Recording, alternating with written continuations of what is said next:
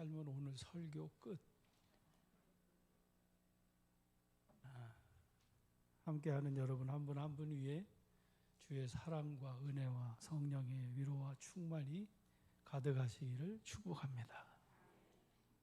1년에 한 번 대속죄주일이 되면 2마리의 염소가 준비됩니다. 하나는 예루살렘 성전에서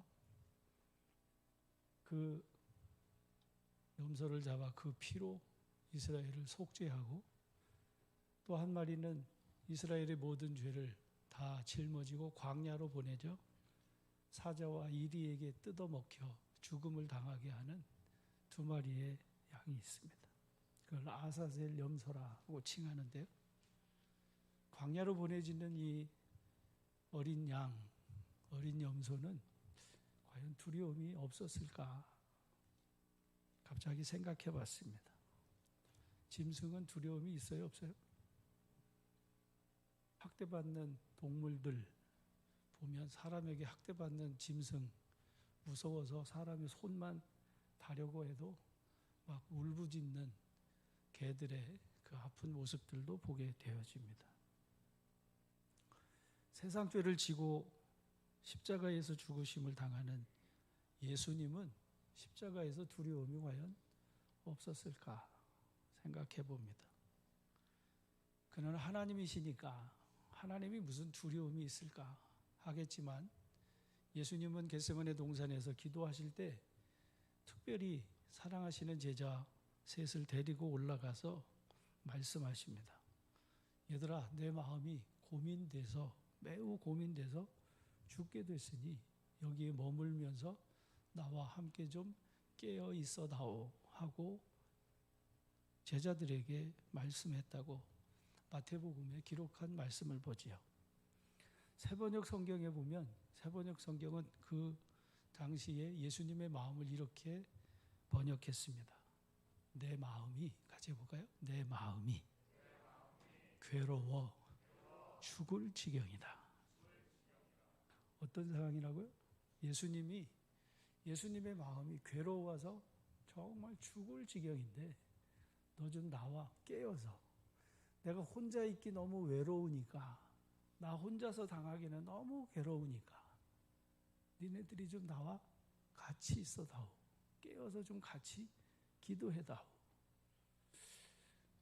그러나 우리가 알듯이 예수님은 제자들에게도 그날 밤 그렇게 버림당해서 홀로 아버지께 할 수만 있으면 이 잔이 내게서 지나가게 하옵소서 하고 3번씩이나 그러나 나의 뜻대로 마시고 아버지의 원대로 되기를 원합니다 하시고 그 잔을 마시신 우리의 주님이십니다. 그렇게 주님의, 하나님의 뜻이 이루어지기를 기도하셨던 주님, 그래서 우리 믿는 그리스도인 역시 그 주님을 생각하면서 이렇게 찬송하죠. 주님도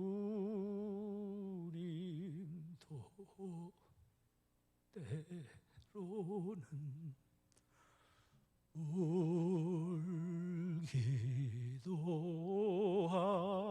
하셨네. 날 주관하셔서 뜻대로 하소서. 내 주여 뜻대로 행하시옵소서.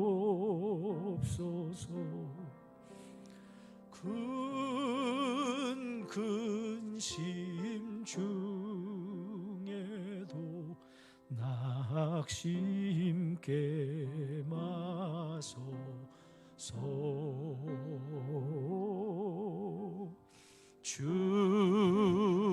주님도 때로는 울기도 하셨네. 날 주관하셔서 뜻대로 하소서. 우리 믿는 그리스도인의 하나 같은 기도의 제목은 주님 뜻대로 사용하옵소서인 줄로 믿습니다. 그래서 히브리서 기자는 그때 예수님의 마음을 이렇게 기록해서 전해줍니다. 그가 육체로 계실 때 자기를 죽음에서 능히 구원하실 이에게 심한 통곡과 눈물로 간구와 소원을 올려드렸고 그의 경건하심으로 말미암아 들으심을 얻었느니라고 말씀했습니다. 예수님도 죄가 없으신 그분도 우리의 죄값을 치르실 때에 두려움에 휩싸이셨다라고 하는 거죠. 며칠 전에 인천에서 대학에 갓 들어간 20살의 청년이 같은 동급생 여학생에게 몹쓸 짓을 하고 구속되는 장면을 TV 화면으로 볼 수 있었습니다. 강간치상죄, 수갑을 차고 포승줄에 묶여 끌려가는 그 아이의 모습을 바라보면서 어떤 사람은 돌을 던져서 저 죽일 놈, 저놈 뭐 별의별 속을 다 하는데 한편으로는 이런 생각을 가져보지요. 쟤는 지금 얼마나 무서울까.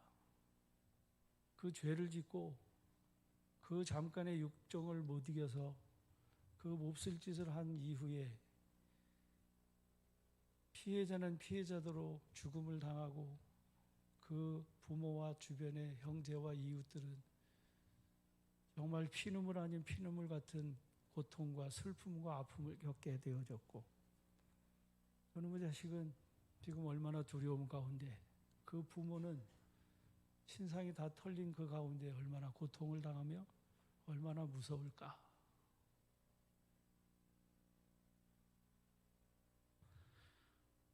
피해자와 가해자, 주변에 관계된 가족과 주변의 많은 이웃들, 슬픔과 고통과 아픔과 괴로움, 언제나 이 세상에서 이 고통과 이 괴로움이 언제나 끝이 날까? 언제나 멈춰질 수 있을까? 세상은 평화를 원한다고 말하는데 전쟁의 소문은 더해져 가고 날로 포악해져 가는 세상의 끝을 향해서 달려가는 오늘 이 땅. 그래서 초대교회 성도들이 아멘 주님 어서 오시옵소서.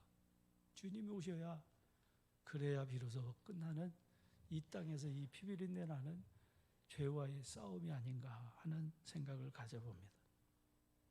하나님 없이 살아가는 죄, 예수님을 믿지 않는 죄가 뭐 때문에 그렇게 큰지, 도둑질하지도 않았고 강도짓을 하지도 않았는데도 예수님을 믿지 않은 이 죄 때문에 지옥을 간다고 하는 것이 여러분 이해가 되시면 좋겠는데 과연 이것을 이해하고 그것을 아멘으로 받는 사람은 과연 얼마나 될지 생각해 보는 시간이 있었습니다.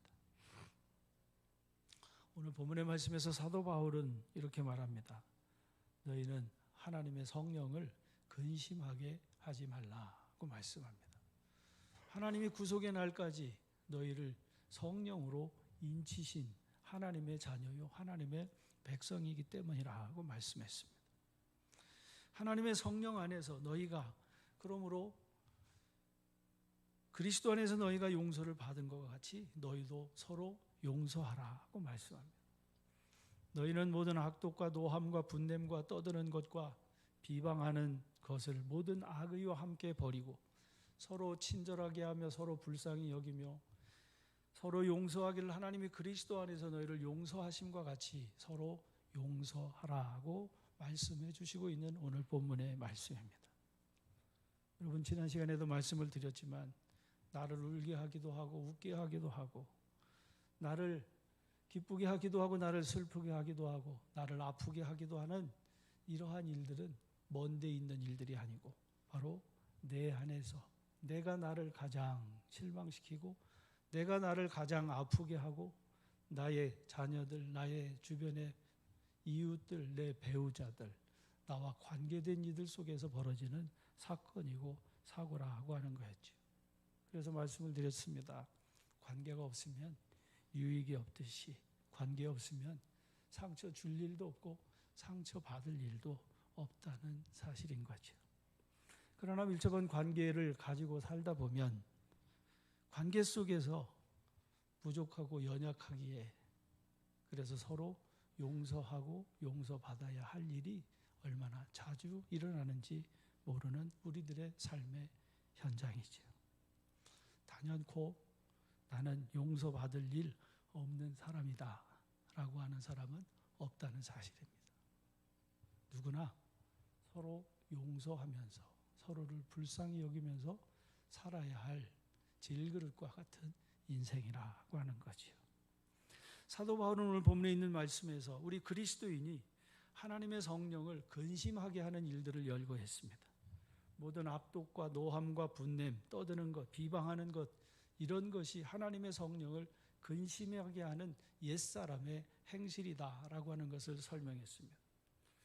악독은 날카롭게 날선 도끼를 품은 마음을 일컬었습니다. 결점이나 흠을 잡아내려고 안달이 나서 매사를 비꼬듯이 바라보는 거지. 이런 사람 눈에는 악한 것만 보이는 거지. 그걸 자기 사명이라고 생각합니다. 그것을 바로 잡는 게 자기 일이라고 생각하지. 그러나 자기는 악하다고 생각하지 않지. 그것이 오히려 자기가 할 일이라 생각하고, 그래서 그 사람의 마음은 평안도 없고 늘 지적하고 늘 비판하고 늘 판단하고, 그래서 주변에 있는 사람들이 계속 다치지요. 매사가 그렇습니다.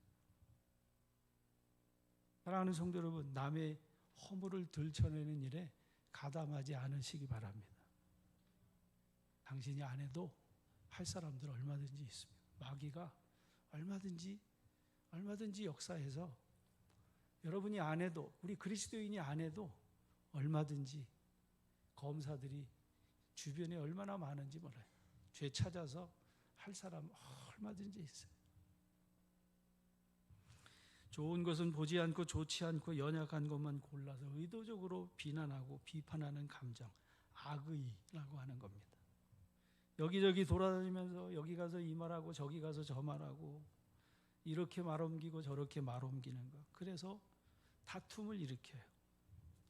이런 것이 하나님의 성령을 근심하게 하는데, 그러니 너희는 하나님의 거룩한 백성된 구원의 날까지 인치심을 받은 하나님의 사람들인데 무릇 더러운 말은 너희 입 밖에도 내지 말고 오직 덕을 세우는 데 소용되는 대로 선한 말을 하여 듣는 자에게 은혜를 끼치게 하는 성도들이라고 하는 사실인 거지.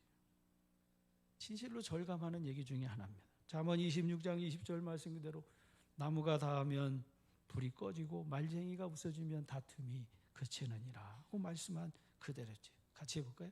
말쟁이가 없으면 다툼이 멈춥니다. 다툼이 있다는 얘기는 거기 누가 있다는 얘기예요?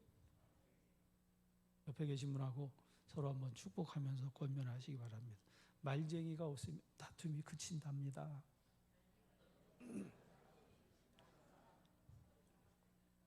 다시 한번 해볼까요?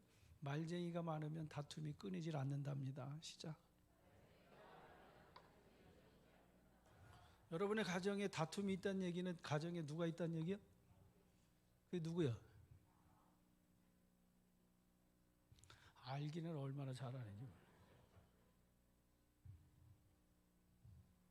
잠언 22장 10절에 보면 거만한 자를 쫓아내면 다툼이 쉬고 싸움과 수욕이 그치느니라 하고 말씀하신 말씀 그대로예요. 근데 오늘 본문에 있는 말씀에 보면 사도 바울은 다툼을 그치는, 다툼을 멈추는 휴전 상태를 말하는 것이 아닙니다. 저 남과 북, 우리나라에 지금 남과 북이 휴전 상태에 있으면서 뭐 조그만 사건만 터지면 그냥 으르렁 되는 것 같은 이 상태를 말하는 것이 아니라, 사도 바울은 오늘 본문에 있는 말씀에서 오히려 서로 같이 해볼까요? 서로 친절하며 불쌍히 여기며, 서로 친절히 서로를 불쌍히 여기는데, 하나님이 우리를 불쌍히 여겨서 그리스도 안에서 우리를 용서하심과 같이 너희도 하나님과 같이, 너희도 그렇게 하나님같이, 너도 하나님같이 되라. 지금 이것을 말씀해 주시는 말씀이란 말이죠. 누가 뭐래도 그리스도인은 친절한 사람입니다. 예수 믿는 사람은 같이 해볼까요? 예수 믿는 사람은 친절한 사람입니다. 친절한 거예요. 여러분, 하나님이 좋으신 하나님이요, 나쁘신 하나님이요? 좋으신 하나님인 줄로 아멘이 되시나요? 좋으신 하나님, 선하신 목자라고 우리가 찬양하잖아요. 그는 선하신 목자라고, 그는 좋으신 하나님이라고. 언제 어떤 상황, 어떤 환경, 어떻든지 간에 부족하고 연약한 우리를 이처럼 사랑하신 그 하나님의 선하신 능력이 우리로 나를 나되게 하셔서 은혜 가운데에, 그래서 가장 좋은 것을 주시는 하나님이시라고 우리가 고백하며 예배하는데, 예수님을 믿는다고 하는 것, 하나님 아버지 보좌 앞에 나아가서 예수님을 믿는다고 하는 것은 바로 하나님과 같이 되게 하시려고 우리를 구원해 주셨다라고 하는 것을 앞에 2장에서 말씀해 주셨습니다. 친절한 사람, 서로 불쌍히 여기면서, 그래서 그 관계 속에서 그리스도 안에서 너희가 그리스도 안에서 하나님에게 용서받은 것과 같이 너희도 그렇게 하나님과 같이 하라고 말씀하는 거예요. 용서는 서로 불쌍히 여기는 긍휼한 마음에서 시작되는 거죠. 그래서 야고보서에 보면 긍휼은 심판을 이기고 자랑하느니라고 말씀합니다. 긍휼 없는 심판, 긍휼을 행하지 않는 자에게 긍휼 없는 심판이 있으리라. 긍휼은 심판을 이기고 자랑하느니라고 말씀했습니다. 마태복음 18장 말씀해 보면 빚을 탕감받은 1만 달란트 빚 탕감받은 자의 이야기가 나오죠. 1만 달란트 값으로 치면 이건 도저히 갚을 수 없는 엄청난 금액입니다. 제가 이 설교를 준비하면서 내가 빚을 갚을 수 있는 한계가 얼마쯤 될까 생각해 보니까 한 1억은 빚을 갚을 수 있겠더라고요. 퇴직금 다 털어내고 그냥 싹싹 긁어내면 한 1억은 갚을 수 있을 것 같은데 5억 넘어가고 10억 넘어가면 빚을 갚을 능력이 안 될 것 같아요. 근데 1만 달란트는 뭐 1, 20억이 아니라 100억 그 이상이 넘어가는 어마어마한 금액입니다. 갚을 수 없는 이 사람이 임금에게 엎드려서 나를 좀 불쌍히 여겨달라고, 내가 도무지 이 빚을 갚을 수 없노라고. 그래서 임금은 그를 불쌍히 여겨서 빚을 탕감해 주었습니다. 이 사람은 룰루랄라 콧노래를 부르면서 즐겁게 이제 집으로 돌아가는 길이었어요. 근데 집에 고반 다 갈 즈음에 자기에게 한 100만 원쯤 빚진 사람을 만난 거예요. 갑자기 화가 난 거죠. 너 왜 빚 안 갚냐고. 그 사람 역시 이 1만 달란트 빚을 탕감받은 사람에게 엎드려서 구하는 거죠. 내가 갚을 테니까 조금만 참아달라고. 반드시 갚겠다고. 떼먹지 않고 내가 열심히 일해서 갚는데 지금 상황이 너무 어렵다고 좀 봐달라고. 근데 이 사람이요, 무자비하게 멱살을 잡고 목을 비틀면서 이놈이 어디 내 돈을 떼어먹냐고, 그리고 그를 옥에 가두었다는 거죠. 그걸 옆에서 지켜보던 한 신하가 임금에게 가서 쪼로로 얘기했어요. 누가 있다니까요. 이러는 사람이 있어요. 반드시 있습니다. 고소하는 이가 있어요. 임금이 알았습니다.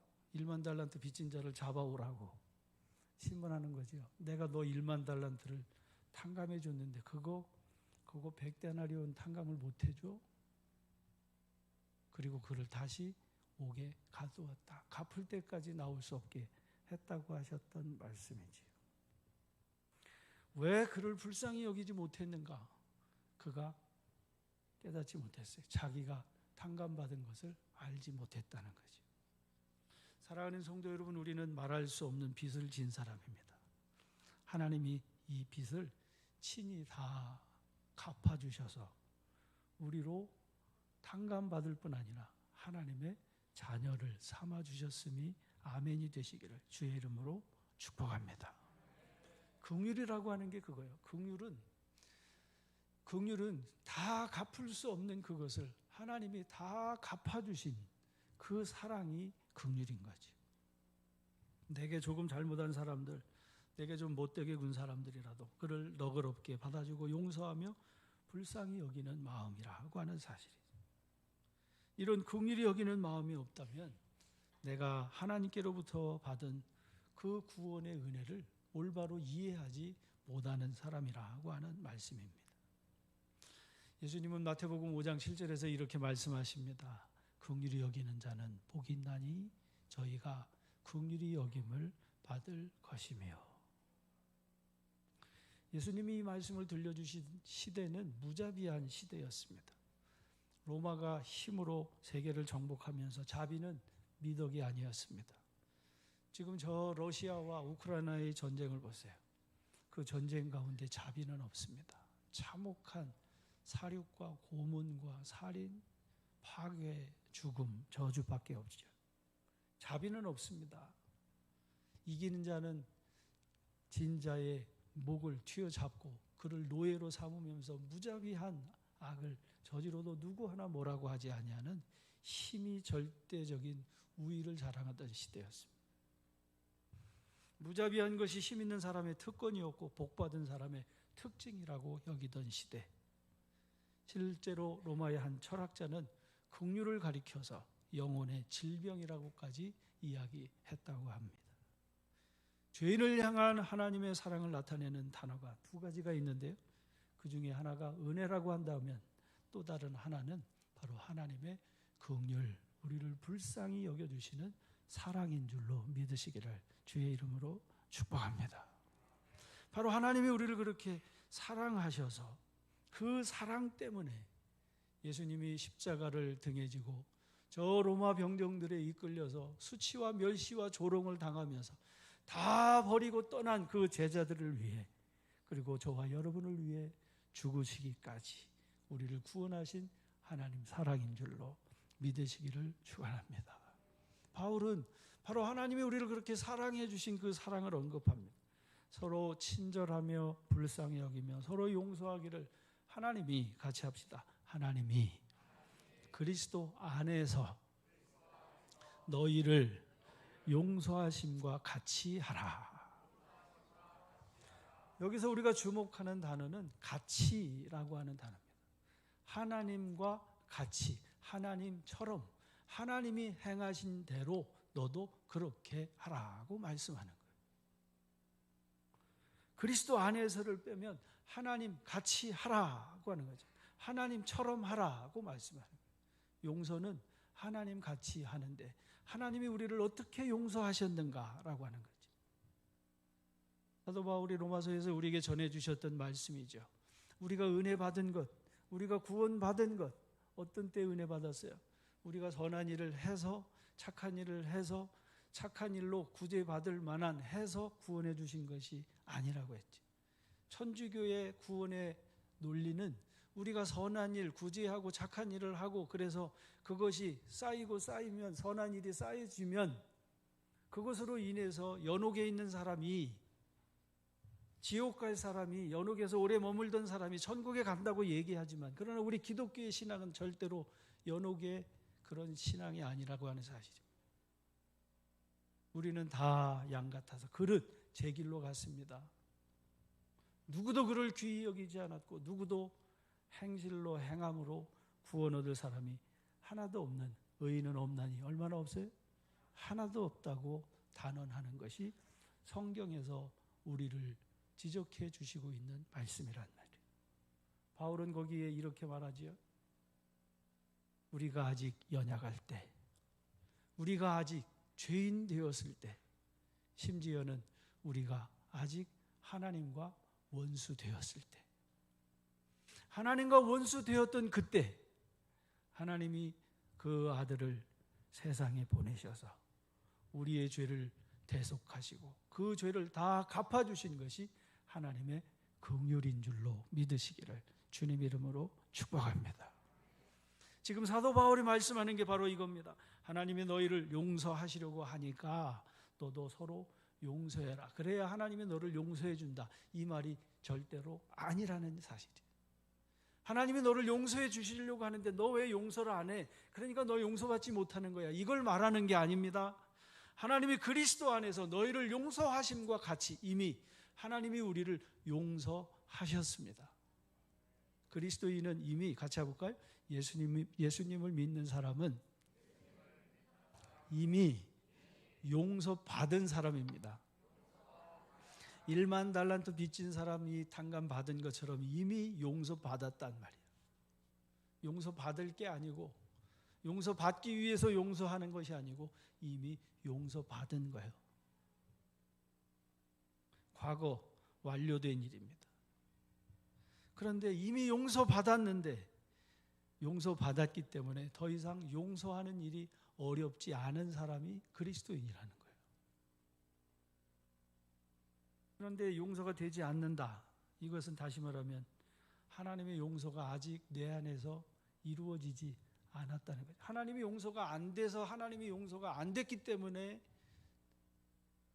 그래서 용서가 안 되는 것이 아니라 하나님은 이미 다 용서하셨음에도 불구하고 내가 용서하지 못하기 때문에 그 용서를 내 것으로 받아들이지 못하는 결과를 맞는다는 얘기예요.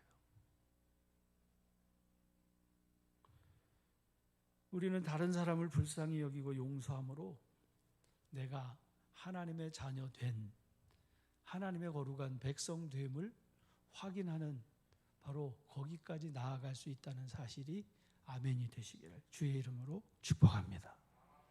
예수 믿는 것은 받은 증거 많도다 했는데 그 받은 증거가 여러분이 예배당에 나와 앉아있는 것도 증거일 수 있습니다. 교회에서 집사님, 권사님, 장로님이 되는 직분을 받는 것도 증거일 수 있습니다. 그것은 외적인 증거요. 사람들에게 받은 증거일 수도 있습니다. 그러나 여러분 정말 중요한 내적인 증거가 무엇인가? 바로 용서예요. 용서. 내 마음에, 내 심령에 그 어떤 누구 하나 마음에 두지 아니하고 용서하는 것. 이것이 하나님이 나를 구원해 주신 그리스도인의 증표 중에 하나라는 사실인 거죠. 제가 처음에 은혜 받았을 때요. 그 당시에도 탁구 운동을 좀 했었는데 친구 목사님들하고 거기 이제 여러 목사님들하고 이렇게 서브를 놓다가 제가 서브를 놓으면 못 받아요.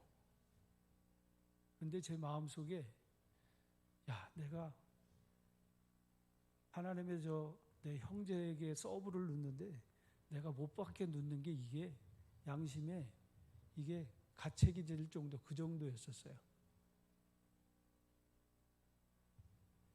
못 받아요.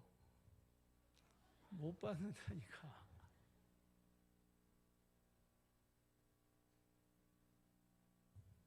그 정도까지 했었어요.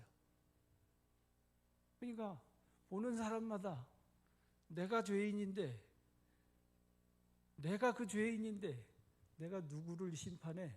내가 누구를 정죄해? 내가 누구를 비판해? 내가 누구를 헤아려? 있을 수가 없는 거예요.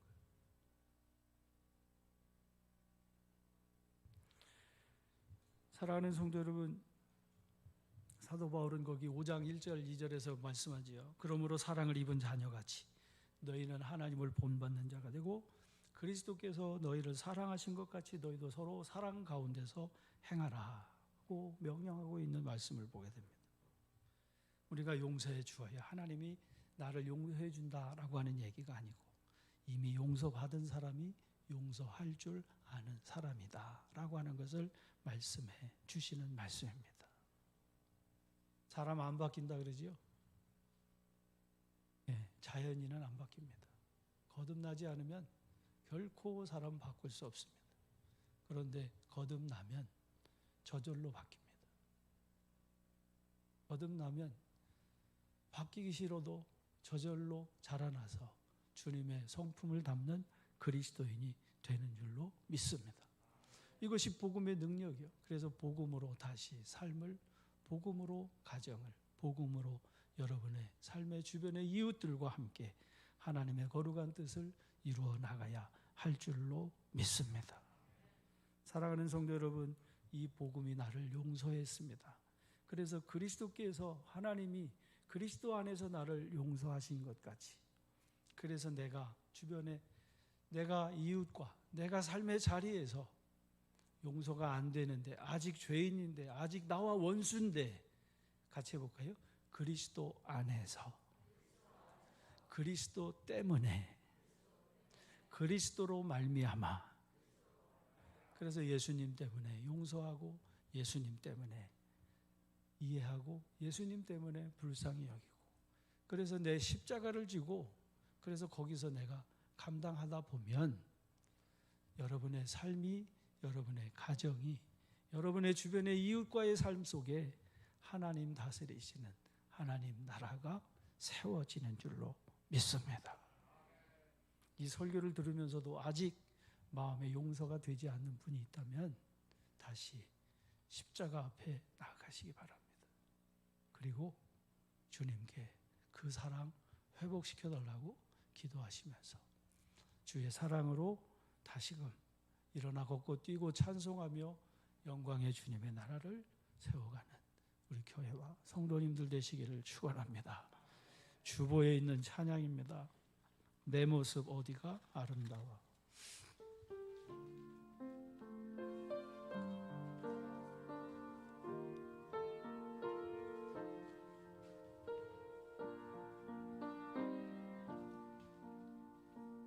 내 모습 어디가 아름다워. 주님 나를 사랑하시나. 너무나 약하여 너무나 부족하여 너무나 눈물 많아 사랑하시죠.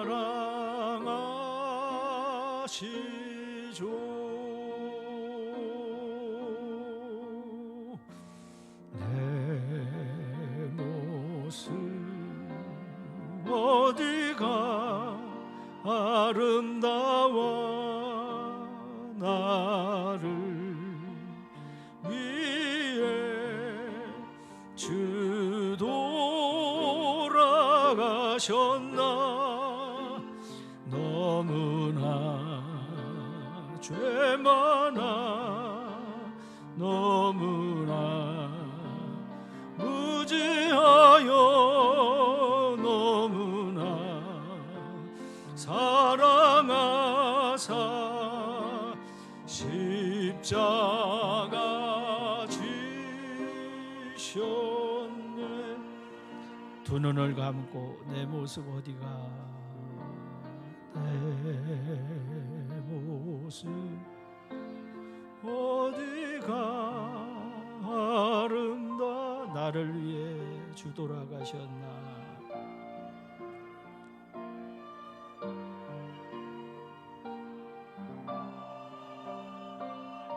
너무나 죄 많아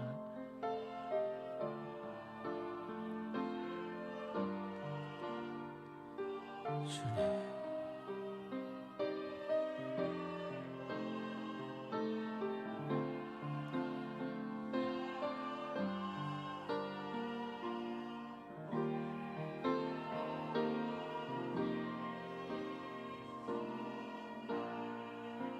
두 눈을 감고 잠깐 기도하기를 원합니다. 내 모습 어디가 아름다워서. 무엇 때문에? 하나님이 사람이 되셔서 죽으심을 당하기까지 내 죄를 다 갚으셨네. 그것도 내가 아직 죄인 되었을 때, 그것도 내가 주님을 찾기도 전에, 그것도 내가 주님을 부르기도 전에 내 죄를 다 갚아주신 하나님의 그 사랑은 그리스도 때문이었는데, 그리스도 때문에 그래서 너도 용서하라고 말씀해 주시는 말씀이 예가 되고 아멘이 되게 주님 역사해 주옵소서.